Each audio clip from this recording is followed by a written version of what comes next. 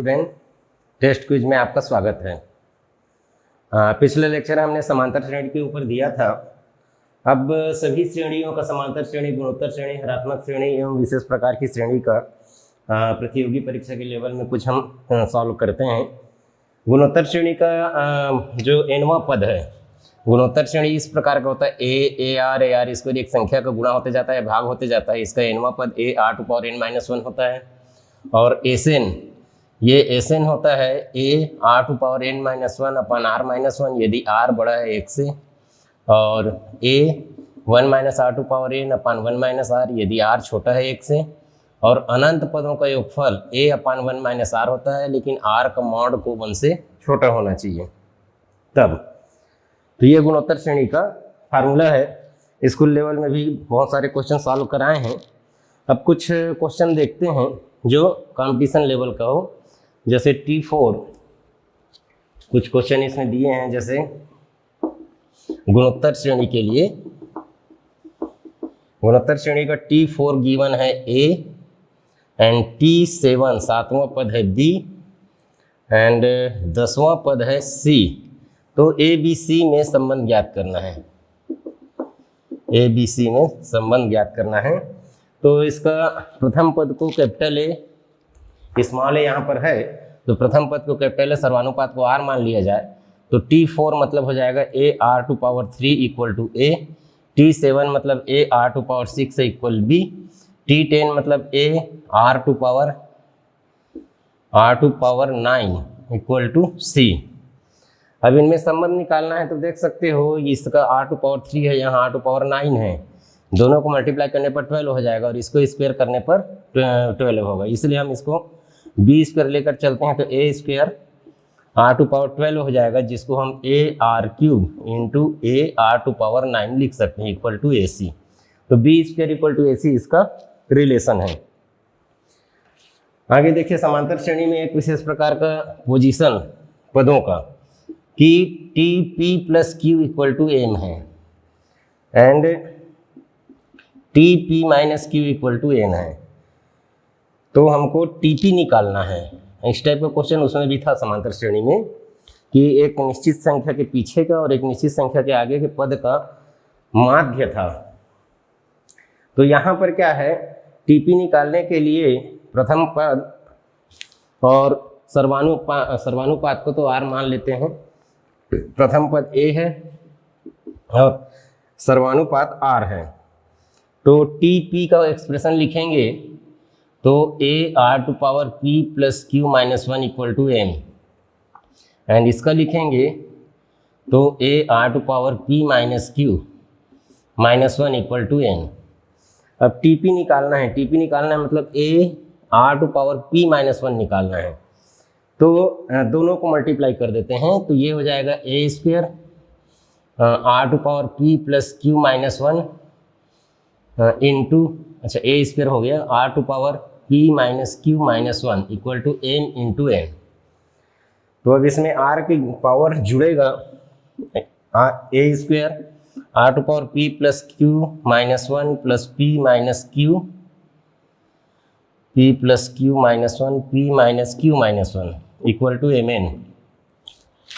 तो इसमें से q कट जाएगा और 2p - 2 हो जाएगा, a² r⁻2p - 2 = mn। तो इसको a r⁻p - 1 का होल स्क्वायर, इसमें से 2 कॉमन लेंगे तो दोनों का पावर 2 होगा तो एक साथ लिख सकते हैं =mn। अब रूट ले लें तो a r⁻p - 1 √mn। तो ये TP हो गया √mn। तो ये एक जनरल फार्मूला बन गया। समांतर श्रेणी में भी हमने देखा था कि एक निश्चित संख्या से आगे का पद और उतने ही पीछे का पद यदि हमको ज्ञात हो तो जो बीच का पद जो ज्ञात करना चाह रहे हैं P, ये इनके गुणोत्तर माध्य के बराबर था। समांतर में श्रेणी में समांतर माध्य प्राप्त हुआ था, मतलब इस टाइप का क्वेश्चन था समांतर श्रेणी में। AM + P + AM - P / 2 करेंगे तो AM निकलेगा। इन दोनों का समांतर माध्य इसके इक्वल होगा और गुणोत्तर माध्य भी उसी के इक्वल है। ये दोनों में समानता है।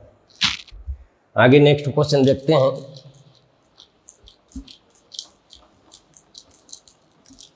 फार्मूला को फिर से हम रिवाइज कर देंगे।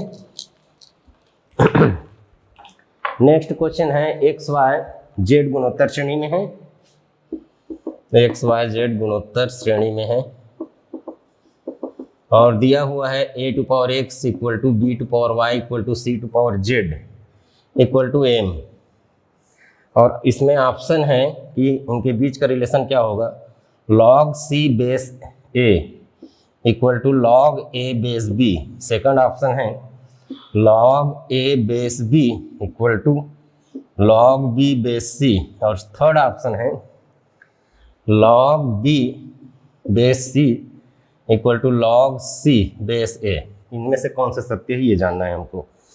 तो सबसे पहले तो ये गुणोत्तर श्रेणी में तो इनके बीच रिलेशन आएगा X upon Y equal to Y upon X equal आएगा सर्वानुपात के रूप में जेड अपन वाई। अब इसमें एक्स वाई जेड का मान हम रखेंगे तो ए बी सी के बीच में रिलेशन निकलेगा और ये आएगा यहाँ से। यदि इस पूरे का हम लॉग ले लें तो लॉग लेते हैं तो पावर सामने आ जाता है, तो लॉग एक्स लॉग ए कोई भी बेस पर और equal to y log b equal to z log c equal to log a, ऐसे। तो एक से इक्वल हम लिख सकते हैं, एक से इक्वल ये सभी का लॉग ले लिए तो ये सामने आ गया, एक से इक्वल आ जाएगा log m upon log a और equal to y equal to आ जाएगा log m upon log b, z equal to आ जाएगा log m upon log c। ये इसको पक्षांतर करते गए हैं। अब हम इसे मान रख देते हैं, इसे मान रख देते हैं ये वाले वैल्यू में। y की जगह लिखना है log m upon log b equal to, अच्छा पूरे का अपॉन x लिखना है तो log m upon log a equal to इधर है z तो log m upon log c और फिर y है तो log m upon log b। अब देखिए ये नीचे आ जाएगा, ये ऊपर चला जाएगा, लॉग m तो दोनों के न्यूमरेटर में है तो कैंसिल हो जाएगा। इसके आगे हम लिख सकते हैं log a upon log b equal to log b upon log c, तो लॉग का log b upon log c, ऐसे। तो लॉग का फार्मूला के अनुसार क्या होता है, इन दोनों को ऐसे लिखा जा सकता है लॉग a बेस b पर equal to log b base c पर, ऐसे करके इसका ऑप्शन आएगा बी ऑप्शन इसका। ये सब फार्मूला बता चुके हैं, कई बार आ चुका है कैसे ये लॉग होता है करके, फिर भी जैसे जानना चाहें तो ऐसा है सेम बेस पे है। यदि लॉग x e पर अपन लॉग y बेस e पर तो लॉग x बेस y पर हो जाता है, ऐसा फार्मूला पहले देख चुके हैं। आगे का क्वेश्चन देखते हैं।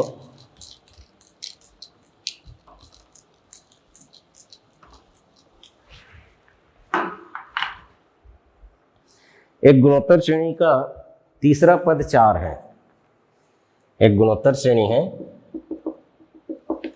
इसका तीसरा पद 4 है। तो हमको इसके प्रथम 5 पदों का गुणनफल t1 into t2 into t3 into t4 into t5 ये क्या है जानना है। तो इसका प्रथम पद को a और सर्वानुपात को r लेंगे तो a r square equal to 4 हो जाएगा, a r square equal to 4। तो अब इसका प्रथम पद को तो a माने हैं तो यहाँ a आएगा, द्वितीय पद को a r लिखेंगे, तृतीय पद को a r स्क्वायर लिखेंगे, इसको a r क्यूब लिखेंगे और इसको a r टू पावर 4 लिखेंगे। तो 1 2 3 4 5 a 5 बार आ गया, अब r जो है 3 3 6 4 10 बार आ गया। तो इसके टर्म्स हम इसको लिखें, यदि हम a r स्क्वायर की घात 5 हो गया मतलब 4 की घात 5 आएगा। सिर्फ एक पद दिया है लेकिन इसका अरेंजमेंट ऐसा है कि इसका वैल्यू हम निकाल सकते हैं प्रोडक्ट का। एक गुणोत्तर श्रेणी है जिसका प्रथम पद a है, सर्वांतर r है और अंतिम पद एल है, तो पदों की संख्या n को ज्ञात करना है। इसमें कितना होगा? पदों की संख्या n को ज्ञात करना है। तो अंतिम पद का फार्मूला लिख लेते हैं, a r⁻n-1 equal to L. अब इसमें a r⁻n-1 equal to L है, तो n की वैल्यू निकालने के लिए चूंकि पावर में है तो हमको लॉग तो लेना ही पड़ेगा, लॉग इसमें लेना ही पड़ेगा। तो ये हो जाएगा एल, एक उधर ले जाते हैं, r⁻n-1 equal to l upon a, और लॉग लेंगे log r⁻n-1 equal to log l minus log a. तो ये n-1 सामने आ जाएगा, ये हो जाएगा log r log l minus log a. तो n-1 ये अपान में चला जाएगा, log l minus log a upon log r. तो n इक्वल टू -1 इधर आएगा तो प्लस हो जाएगा, log l minus log a upon log are के इक्वल हो जाएगा। सभी सेम बेस पे रहेगा। इस प्रकार ये क्वेश्चन बनेगा। आगे का क्वेश्चन और देखते हैं।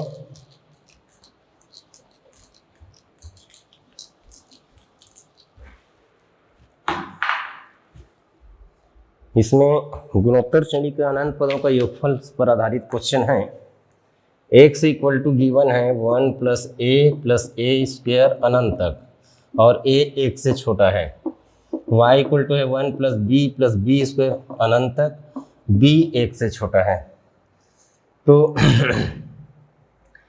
हमको निकालना है 1 + ab + a² b² अनंत तक, इसकी वैल्यू क्या होगा ये निकालना है। तो देखिए ये भी एक गुणोत्तर श्रेणी पर है जिसका मान हमको निकालना है। पहले तो रिजल्ट यहाँ से ले लेते हैं। यहाँ से रिजल्ट ये आएगा कि x इक्वल टू अनंत गुणोत्तर श्रेणी तो 1/1 माइनस r यानी 1 माइनस a। अब हमको a और b के टर्म्स में रखना है। ये क्या है? ये भी गुणोत्तर श्रेणी है और इसमें जो सर्वानुपात है वो ab है। चूंकि a 1 से छोटा है, b 1 से छोटा है, तो ab भी 1 से छोटा होगा। तो इसका जो योगफल होगा 1/1 माइनस ab होगा। अब इसकी वैल्यू निकालना है x y के टर्म्स में, तो हमको x और यहाँ से a और यहाँ से b की वैल्यू निकाल करके यहाँ पुट करना होगा। तो यहाँ देख सकते हैं x इक्वल टू 1 - 1/a, इसको हम लिख सकते हैं 1 - a इक्वल टू 1/x, या 1 - 1/x इक्वल टू a, और x - 1/x equal to a हो जाएगा। इसी प्रकार y - 1/y equal to b हो जाएगा। हमको चाहिए 1/1 माइनस ab, तो दोनों को मल्टीप्लाई कर देते हैं, x - 1 y - 1/xy equal to ab। अब इसको सिंप्लीफाई करते हैं हम, तो xy minus x minus y plus 1/xy equal to ab। तो यहाँ से 1 से दोनों को माइनस कर देते हैं, 1 minus xy minus x minus y plus 1/xy equal to 1 minus ab। अब इसको सिंप्लीफाई करेंगे तो xy minus xy plus x plus y minus 1/xy equal to 1 minus ab। तो ये दोनों कट गया। अब इसका इन्वर्स ले लेते हैं, ये निकालना है हमको। तो इन्वर्स लेंगे तो xy/x plus y minus 1 equal to 1/1 minus ab। तो इसकी वैल्यू इतना होगा, xy/x प्लस y माइनस 1, इसकी वैल्यू इतनी होगी।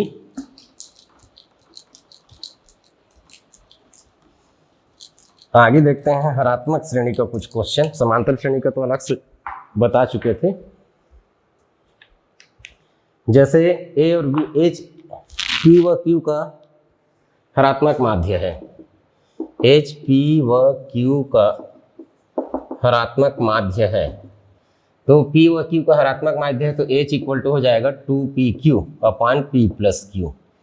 अब हमको जिसका मान निकालना है वो है h/p plus h/q। h/p plus h/q की वैल्यू निकालना है। h कॉमन ले लेते हैं, 1/p प्लस 1/q।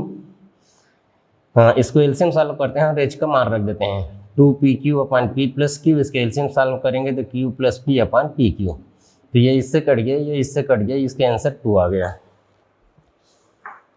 इसके बाद है एक इक्वेशन है x square minus 10x plus 11 equal 0 के मूलों का हरात्मक माध्य ज्ञात करना है।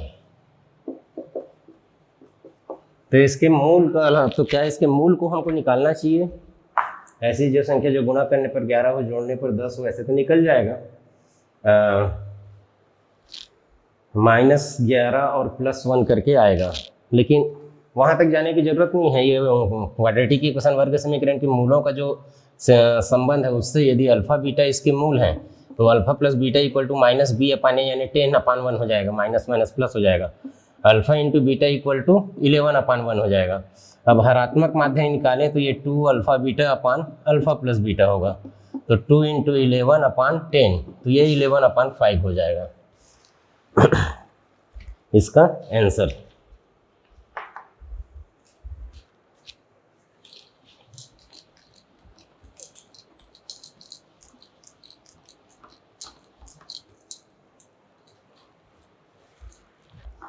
आगे क्वेश्चन देखते हैं।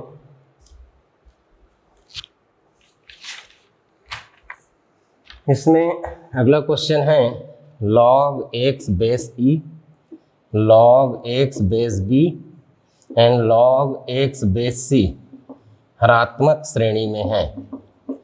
ये हरात्मक श्रेणी में है, तो a b c के बारे में बताने, a b c किस प्रकार का रिलेशन है, कौन सा श्रेणी में है। तो देखिए इसमें हरात्मक श्रेणी में है तो इसका व्युत्क्रम ले लेते हैं, 1/log x base a, 1/log x base b, 1/log x base c समांतर श्रेणी में होगा। और जब ये समांतर श्रेणी में होगा तो अब इसको उल्टा लिखेंगे तो इनका ये चेंज हो जाएगा। इसको हम लिख सकते हैं log a base x, log b base x, log c base x। ये log का फार्मूला है, कई जगह यूज हुआ है।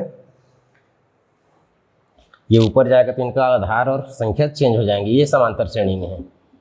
जब ये समांतर श्रेणी में है तो ये समांतर माध्य होगा, ये समांतर माध्य होगा, यानी 2 into log b base x equal to log a base x plus log c base x। इसमें 2 को पावर में ले जाते हैं, log b square base x, log same base पे यदि 2 प्लस है तो इनका एक साथ लिखेंगे तो ऐसे मल्टीप्लाई हो जाएगा। अब log x दोनों साइड से हटाएंगे तो b square equal to ac, अर्थात a b c गुणोत्तर श्रेणी में है। a b c गुणोत्तर श्रेणी में है।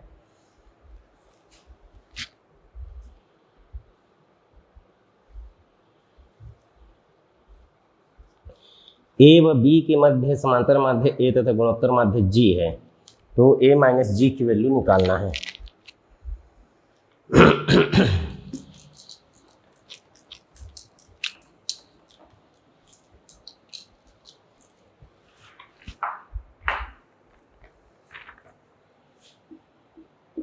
a व b के मध्य समांतर माध्य a व गुणोत्तर माध्य g है, तो a माइनस जी इक्वल क्या होगा ये निकालना है। तो ये हो जाएगा, a की जगह तो आ जाएगा a प्लस बी बाई 2 और इसकी जगह रूट ए बी हो जाएगा। एलसीएम सॉल्व करते हैं तो a plus B minus 2 root A B. अब इसको और सिंप्लीफाई किया जा सकता है होल स्क्वायर के टर्म्स में। इसको लिख सकते हैं रूट ए स्क्वायर, ये हो गया root b square minus 2 into root a into root b upon root 2 का स्क्वायर। तो ये root a minus root b का होल स्क्वायर हो गया, ये रूट 2 का, तो इसको लिख सकते हैं root a minus root b upon root 2 whole square. ऐसे इसको लिखा जा सकता है।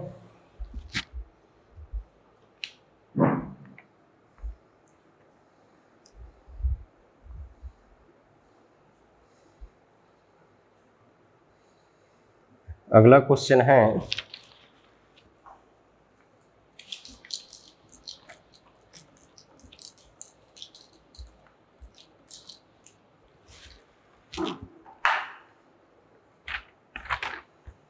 ए बी सी समांतर श्रेणी में है, ए बी सी समांतर श्रेणी में है, और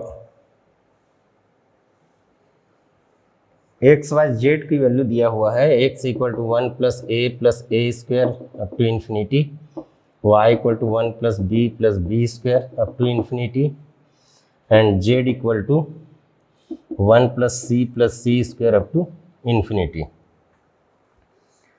तो हमको ये बताना है कि एक्स वाई जेड किस श्रेणी में है, किस प्रकार का श्रेणी बनाएंगे। तो इसके इक्वल टू हो जाएगा 1/1 माइनस ए, इसके इक्वल टू हो जाएगा 1/1 माइनस बी, इसके इक्वल टू हो जाएगा 1/1 माइनस सी।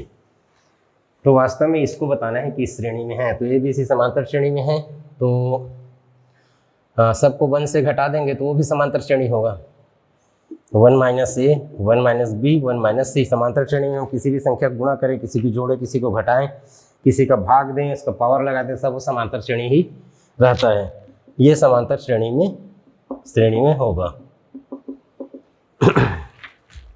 जब ये समांतर श्रेणी में है तो इसका इन्वर्स लेंगे तो वो हरात्मक श्रेणी में होगा। तो 1/a, 1/1 माइनस बी, 1/1 माइनस सी हरात्मक श्रेणी में होगा। और ये है एक्स, ये है वाई, ये है जेड, ये हरात्मक श्रेणी में प्राप्त होगा हमको X Y Z. Next question देखते हैं। ए व बी के मध्य दो समांतर माध्य A1, A2 है, और दो गुणोत्तर माध्य G1 एवं G2 है। तो हमको निकालना है A1 प्लस A2 अपान G1 इंटू G2 की वैल्यू निकालना है, क्या होगा। तो देखिए माध्य एक माध्य होता है तब तो बस आसानी से निकाल लेते हैं कि A प्लस बी बाई 2। अब दो माध्य है तो दो पद हम लिख देते हैं। इसका समांतर माध्य जब एज्यूम करेंगे तो इसका सर्वांतर को D मान लेते हैं, तो A के बाद अगला आ जाएगा A प्लस D, और चौथा है B, तो तीसरा को लिखा जा सकता है B माइनस D। देख लीजिए इसमें D जुड़ा तो ये आया, और इसमें D जुड़ा तो ये आया। तो इसको ऐसे माना जा सकता है कि ये दोनों समांतर माध्य है करके, क्योंकि ये इसके बाद का इसमें D जोड़ने पर ये मिलना चाहिए, तो इसको हम B माइनस D लिख सकते हैं। इसी प्रकार यदि इसको हम गुणोत्तर माध्य माने तो A और इसका सर्वानुपात को R माने तो अगला AR होगा, और चौथा B है तो तीसरा को B अपन R लिखा जा सकता है। मतलब ये हो गया A1, सेम इसी तरह है, इसमें R का गुणा किया आया, इसमें R का गुणा किया आया, और ये तो दिया हुआ है तो ऐसा मान सकते हैं। इसमें R का गुणा करने पर ये नहीं आ रहा है, भले ही दिख रहा है, लेकिन इसके कारण ऐसा लिख सकते हैं। ये A1 हो गया, ये A2 हो गया, ये G1 हो गया, ये G2 हो गया। तो A1 प्लस A2 अपान G1 इंटू G2, तो ये हो गया A plus D plus B minus D upon AR into B upon R। तो इसमें का D कैंसिल हो गया, तो A प्लस B आ गया, और नीचे में R ऊपर नीचे कैंसिल होगा तो AB आ जाएगा।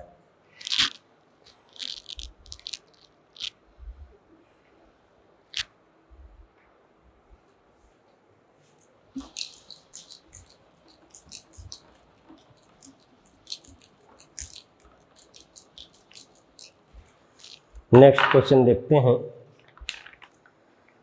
दो समीकरण हैं। ए समीकरण x square minus 2ax plus B equal 0 के मूल का समांतर माध्य है, और जी समीकरण x square minus 2bx plus ए स्क्वायर का गुणोत्तर माध्य है। तो ए और जी में रिलेशन फाइंड करना है, ए और जी में रिलेशन फाइंड करना है। तो इसके मूल को हम मान लेते हैं अल्फा बीटा। तो समांतर माध्य हो जाएगा alpha plus beta by 2, alpha plus beta by 2, और इसको ये हो गया a, alpha plus beta by 2 और वर्ग समीकरण के मूलों के संबंध alpha plus beta equal to -2b upon a होता है, तो -2a अपान 1 अपान 2 आएगा यहाँ पर। अब ये अल्फा प्लस बीटा की जगह रख रहे हैं और अपान में 2 पहले से है, तो ये a के इक्वल हो गया। अब g जो है इसके मूल यदि गामा और डेल्टा है तो ये अंडर रूट गामा डेल्टा हो जाएगा, गामा इंटू डेल्टा। अब इसके मूलों का गुणनफल c अपान a के इक्वल होता है, तो ये a स्क्वायर अपान 1 होगा, तो ये भी हो गया। तो इस प्रकार दोनों इक्वल हो गया। अब कुछ ऐसे श्रेणी को लेते हैं, विशेष टाइप का श्रेणी, जिसमें कुछ संख्या का गुणा करके जोड़ने घटाने पर उसका योगफल प्राप्त होता है।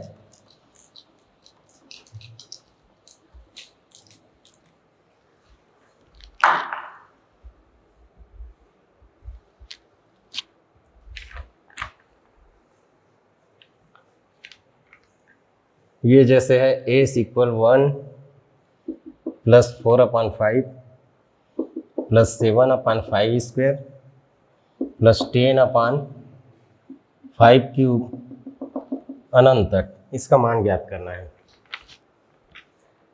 तो इसका मान ज्ञात करने के लिए देखिए, वैसे 3 का डिफरेंस है इसमें, ऐसे ऊपर में, तो नीचे की संख्या का हम डिवाइड करके एक बार फिर लिख देते हैं। इसमें 5 का भाग देते जाते हैं, इसमें 5 का भाग, क्योंकि अनंत है तो किसी को भी किसी के सामने लिखा जा सकता है, फर्क नहीं पड़ेगा।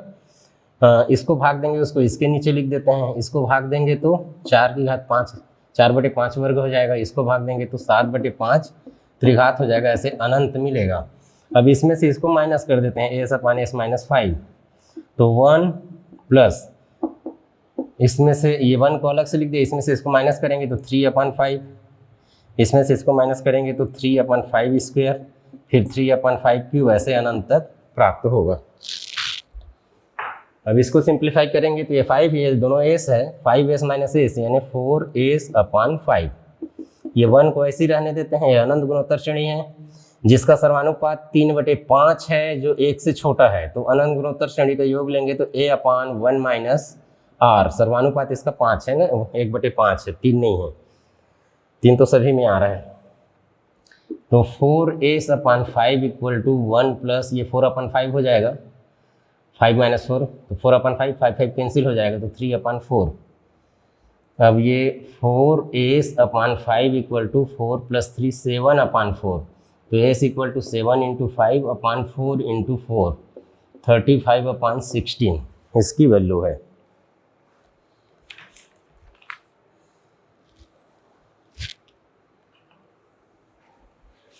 नेक्स्ट क्वेश्चन देखते हैं।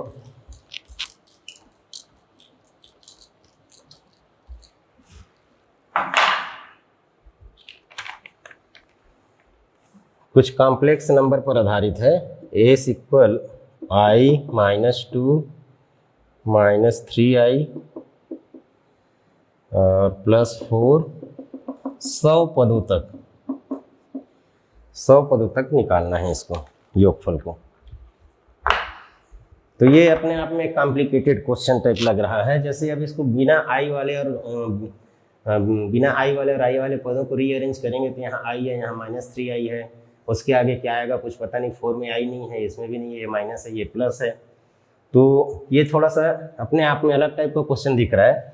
लेकिन इसको यदि हम i के पावर के रूप में सेट करें तो i to power 1 plus 2i square लिखा जा सकता है, i स्क्वायर की वैल्यू -1 होता है, और प्लस 3i क्यूब लिखा जा सकता है, i cube equal to -i होता है। 4i टू पावर 4 लिखा जा सकता है क्योंकि i टू पावर 4 1 होता है। तो आगे पद ऐसा हो जाएगा i टू पावर 5, और जो 100 पद होगा 100 i टू पावर 100 ऐसे हो जाएगा। अब इसमें देखिए पिछला क्वेश्चन जो बनाया था उसी जैसे है, एक एक का डिफरेंस है, अभी तो इसको सॉल्व नहीं कर सकते, लेकिन i का मल्टीप्लाई कर दिया जाए तो ये i स्क्वायर होगा, इसके नीचे में लिख देते हैं, ये 2i क्यूब होगा, इसके नीचे में लिख देते हैं, ये 3i टू पावर 4 होगा, इसके नीचे में लिख देते हैं। ऐसे करते करते ये वाला टर्म्स आगे निकल जाएगा, 100i टू पावर 101 हो जाएगा। अब इसको सब्ट्रैक्ट कर देंगे, सब्ट्रैक्ट करेंगे तो 1 माइनस i इंटू एस होगा, ये वाला i होगा, 2i स्क्वायर से i स्क्वायर जाएगा तो i स्क्वायर, ये i क्यूब, ये 4 माइनस 3 तो i टू पावर 4। ऐसे करते करते यहाँ तक i टू पावर 100 मिलेगा, और लास्ट में ये किसी से भी माइनस नहीं होगा तो इसको अलग से लिखना पड़ेगा 100i⁴101। अब देखिए, अब इसका कैलकुलेशन करने के लिए ये 100 तक है, 100 तक है, तो इसका कैसे हम गुणोत्तर श्रेणी का तो लगा भी नहीं सकते, कॉम्प्लेक्स नंबर है, गुणोत्तर श्रेणी का फार्मूला भी नहीं लगा सकते, लेकिन आई की प्रॉपर्टी के अनुसार इसको सॉल्व किया जा सकता है। यदि हम 4 का पेयर लें, जैसे आई है, ये -1 हो जाएगा, ये -i हो जाएगा, ये +1 हो जाएगा, तो 4 मिल करके 0 हो जाएगा। ये i, ये -1, ये -i, ये +1, तो चारों मिल करके 0। फिर अगला 4 पेयर 0 हो जाएगा, i⁵ i आ जाएगा, i⁴ i² आ जाएगा, i⁴ i3 आ जाएगा, i⁴8, फिर i⁴ आएगा। तो ऐसे 4 के पेयर में ये 0 होते जाएंगे, तो टोटल 25 पेयर बनेंगे और सभी 0 हो जाएंगे। 25 पेयर बनेंगे 100 तक है तो, और सभी 0 हो जाएंगे। तो हमारे पास बचता है s = -100i⁴101 अपान 1 - i। इसको परिमेयकरण कर देते हैं, 1 + i 1 - i, तो -100i⁴101, बस i⁴101 सिर्फ i हो जाएगा, 100 i⁴101 हो जाएगा और एक पावर बचेगा, और ये हो गया 1 + i, नीचे आ जाएगा 1² - i², ये -i² तो -i² -1 होगा तो ये +2 हो जाएगा, तो ये 50 हो जाएगा, -50 i का अंदर मल्टीप्लाई होगा तो i + i², तो ये i -1, लेकिन इस माइनस की वजह से 1 - i हो जाएगा। ये i -1 होगा, माइनस को मल्टीप्लाई करेंगे तो 1 - i प्राप्त होगा। इस प्रकार इसका सलूशन होगा। आगे हम देखते हैं कुछ विशेष प्रकार का श्रेणी जिसमें पदों का योगफल ज्ञात करना रहता है। इसके लिए आपको फार्मूला जो होता है स्कूल लेवल में बताया, समेशन n = n × n+1/2 होता है, वर्गों का योग n + 1 × 2n + 1/6 होता है, त्रिघात का योग n × n+1/2 पूरे का स्क्वायर होता है, ऐसे होता है। तो ऐसे क्वेश्चन में कभी कभी तो ऐसा रहता है कि बहुत लंबा जाता है, स्कूल में आप बनाएंगे तो बहुत टाइम लग जाता है, कंपटीशन में कैसे करेंगे, ये सब फार्मूला लगाएंगे तब तो बहुत मुश्किल हो जाएगा। देखिए, मैं कम से कम 2 एग्जाम्पल देता हूँ जिससे आपको फार्मूला लगाना नहीं पड़ेगा और जल्दी से आंसर मिलेगा।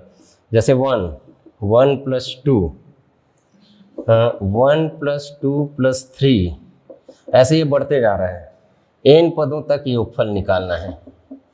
तो स्कूल लेवल में तो इसको बनाना पड़ेगा, इसका nवां पद निकालना पड़ेगा, nवां पद निकाल के फिर इसको समेशन करना पड़ेगा, ऐसे बताए हैं लेक्चर में। लेकिन यहाँ पर इसके ऑप्शन को यदि लिख दें, कॉम्पिटिशन एग्जाम में तो ऑप्शन रहता है a = n² - 2n + 6, b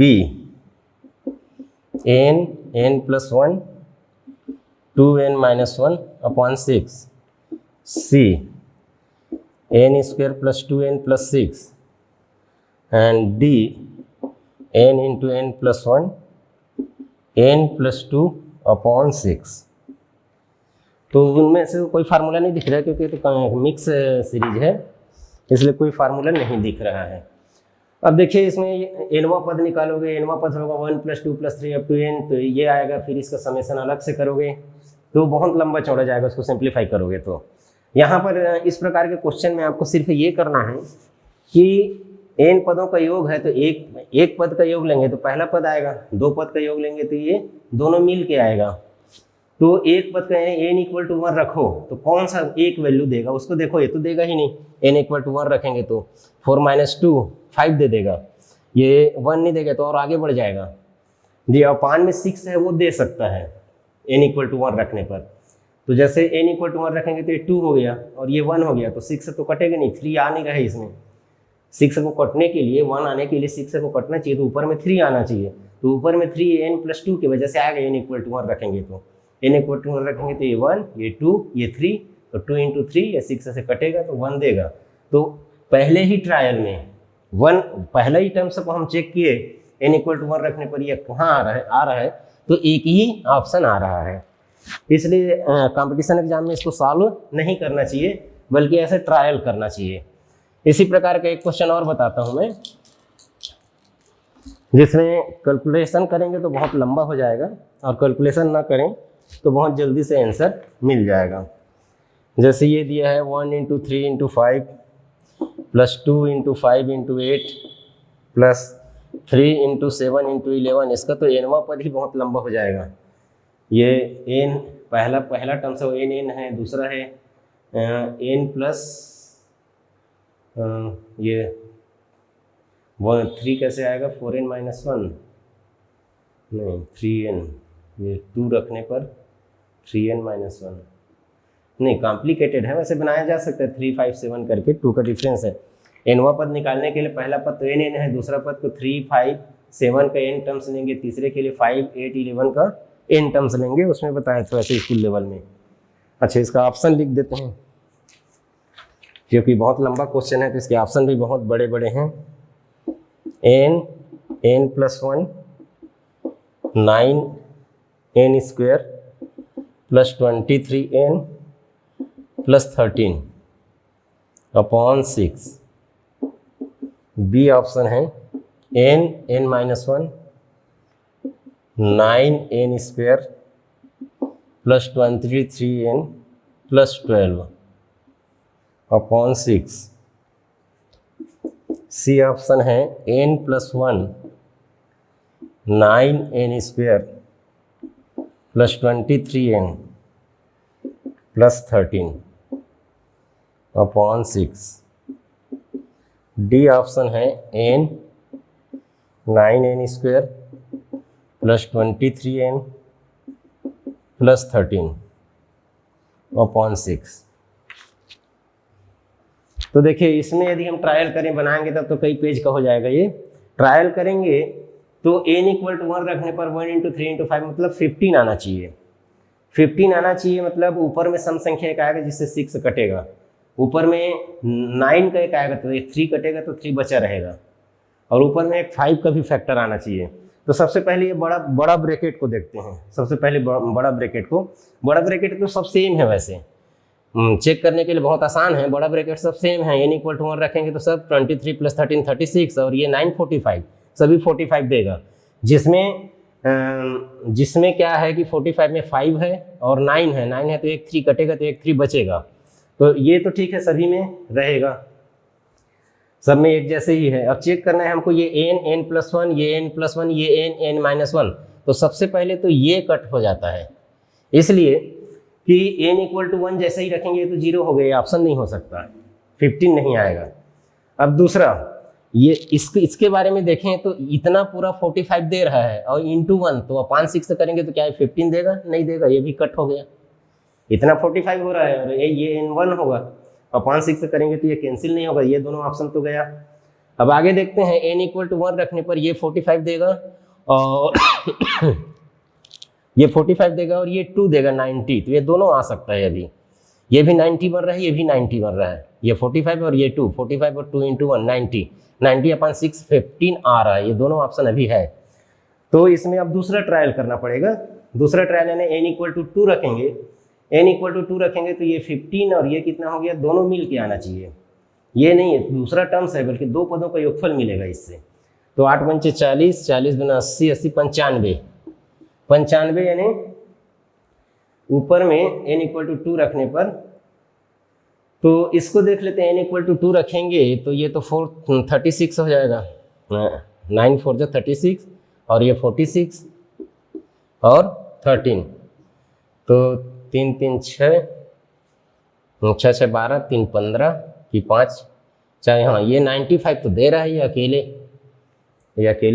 95 दे रहा है, लेकिन अपॉन 6 आना चाहिए। 95 ये स्वयं दे रहा है तो ये 6 कटना चाहिए इधर से। अब ये 6 कैसे कटेगा, n = 2 रखेंगे तो 2 × 3 यहाँ आएगा, जिससे कटेगा, यहाँ तो नहीं कटेगा, 3 बस से 2 बच जाएगा यहाँ, तो ऑप्शन मिल गया, ये है। अकेले 95 होना चाहिए था तो अकेले ये 95 दे रहा है, तो 6 ये दोनों मिल के देना चाहिए, अकेले है तो ये ऑप्शन नहीं होगा, ये ऑप्शन होगा, ये दोनों मिल के 6 देगा, 2 × 3। तो इस प्रकार कंपटीशन एग्जाम में इस प्रकार के क्वेश्चन को इसी तरह सॉल्व करना चाहिए। अब आगे का लेक्चर हम स्कूल वगैरह या कंपटीशन का देंगे। धन्यवाद।